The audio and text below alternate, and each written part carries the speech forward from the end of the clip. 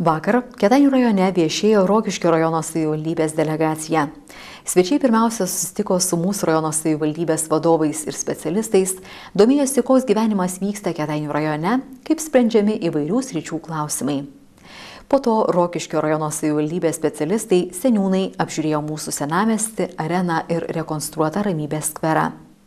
Vėliau aplankė teminį Pelėdų kaimą Pelėdnagius, pabuvojo išradingai tvarkomoje ūkininkų Ilonos ir Virgilijaus Kuprevičių sodyboje. Svečiai taip pat pakviesti į netrukus duris atversinti Paeslio daugiafunkcį centrą. Rokiškėnai dar pamatė rekonstruotą Akademijos kultūros centrą ir greta jo įrengtą vaikų žaidimų ir poilsio aikštelę. Galėjo palyginti, kaip atrodo dabartiniai Dotnuvos slaugos namai ir į kokį gražų pastatą jie persikraustys. Svečiams taip pat buvo įdomu apsilankyti vieninteliame šalyje krematoriume, apžiūrėti Kėdainių laisvąją ekonominę zoną. Rokiškio rajono savivaldybės administracijos direktoriaus pavaduotojas Rimantas Velykis pažymėjo, kad Kėdainių rajonas yra patrauklus verslininkams.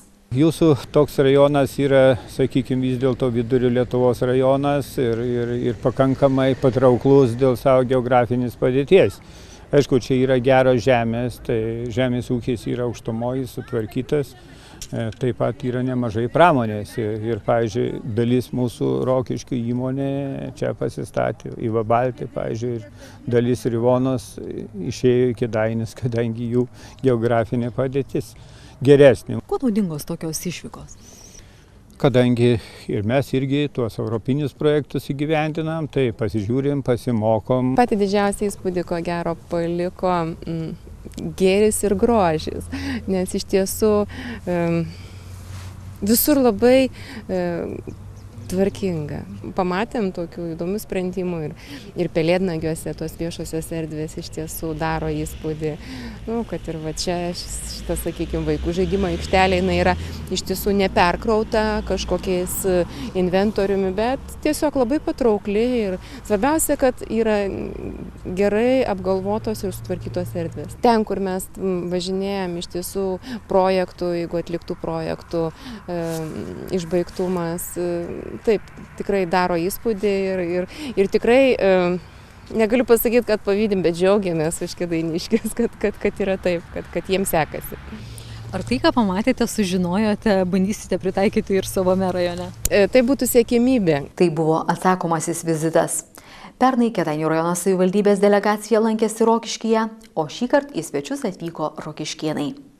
Kelionėje po rajoną juos lydėjo Kėdainių rajono savivaldybės meras Rimantas Diliūnas. Man tai daugiausia norėjosi, kad jie pasižiūrėtų Paeslio daugiafunkcinį centrą, kadangi jie jau du turi ir labai norisi pasidalinti patirtim jų eksploatuojant šitą centrą. Mes norim parodyti daugiau galbūt kaimuose, ką mes esam padarę. Tai ir aikšteles, ir senelių globos ir ugdymo centrus.